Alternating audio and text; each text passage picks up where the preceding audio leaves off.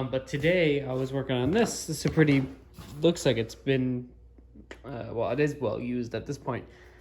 We are making these little, what's this, a euphonium or baritone lead pipe for Allied. This is the sample they sent, so we gotta trim them still, but yeah, it's just a dog leg kind of lead pipe bend. So we made a mandrel, drew a bunch, Adam drew a bunch on the new draw bench. He nosed them, drew them, yeah, and then we just bent. I almost have them all bent. We got some in here that need to get rinsed, these need to get drained and then rinsed. So they ordered 300, so we're making 300, so that's pretty cool. So I got a couple in here because bending is kind of fun. So I got a few left to bend. People ask me all the time, like, you know, why their bending results aren't good and why they're getting ripples and stuff is coming out of round. And it's really pretty simple. So you can see the quality of our bends. Wow, focus. So there's not a ripple in sight. You're not even on the dog leg. It's a water drop. You can see the highest quality possible is always the goal. If we were to ever get ripples on a part like this, we would just throw it out. There's no point in messing around with that shit. It's a very easy thing to overcome. So this is a form I 3D printed. So really easy. You just model it up in Fusion 360. And then, so I have a 3D surface here that matches the taper to support it there. And then here it's just a 2D surface because if it was 3D, you wouldn't be able to get the part in or out. So it's not possible and it's not necessary. So really, when you're bending parts, the most important thing about bending is your fixture, because you're only going to get so far bending stuff in your hands, and it's not a repeatable or sustainable thing. Maybe you can do a French horn lead pipe that way. I've done it. It's not fun. You can do it, but if you really want a good result, you just make a form, and it could be something as simple as a wood block, like this one right here, or just that. For French horn lead pipe, that's my bending form. This is based off of Berg, which is just kind of a standard gyro pipe. You know, literally nothing fancy. I cut this out with a dull beaver, and it works. It works great. We use it on everything. There's really no sense in having a 3D shape on a French horn fixture, unless it's a production thing. But you know, nope, not here, not production for French horns. But this is just a toggle clamp I got from McMaster-Carr, and this is Instamorph. So this is just quick and dirty, but you know, you can still do quick and dirty and make 300 parts. You know, you just gotta make sure everything's rigid enough, everything's gonna last, and it has, so that's pretty cool. So this just clamps the tube in. That's the most important part about using a fixture, is making sure your tube is actually clamped properly, not over clamped, not under clamped, clamped in the right spots, and then you just bend it. I just use my hands on this one, and it's really not a big deal. So we'll show you doing that. That'll be fun. But I can't recommend a 3D printer enough. It's in there. I can't get to it. It's not a nice one. It wasn't nice, you know, 10 years ago.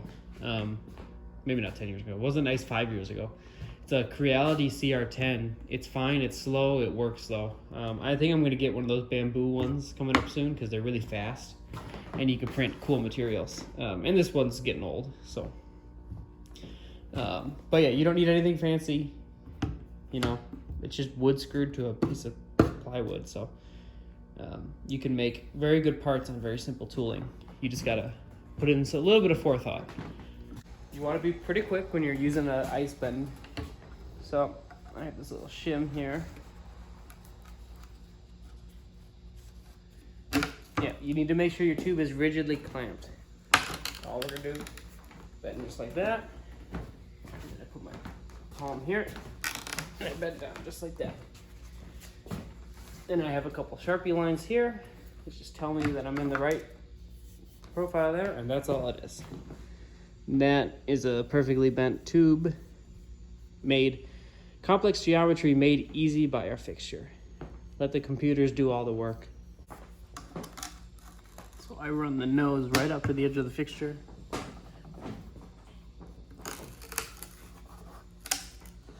pull it just like that, push, and down. Looks good to me. Ta-da, another one.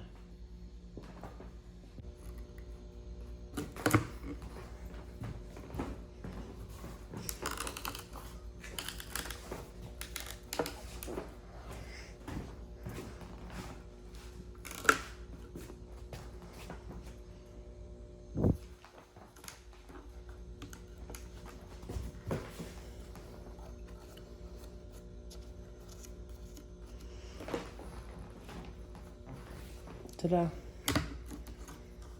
That's all it is. Nice and easy. No ripples, no nothing. It's really simple. So when you're bending, you want to grab, if you're using your hands, you don't want to be pulling out here. You want all your force to be localized to the point in which you're bending. And you can see the spring back from my form. So the form has that accounted for, which is pretty cool. And there's really no, at least, I'm sure there is actually a mathematical way to do it. But I'm of the opinion that all the time you spend doing the math on the right amount of spring back, you could just make a bending form and test it and see what happens. And then adjust from there. I'm a very hands-on with that stuff. Oh yeah, we got a bunch of tube in. This is another Allied job.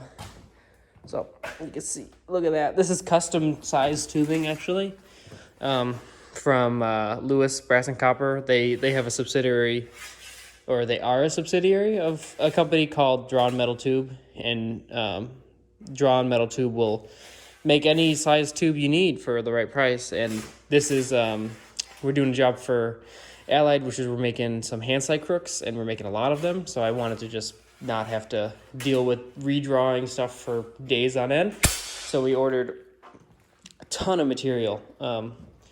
Not literally, it's like 150 pounds. But 150 pounds of brass tube is a lot of tube. And this is already annealed. It's the exact right size for our ball out.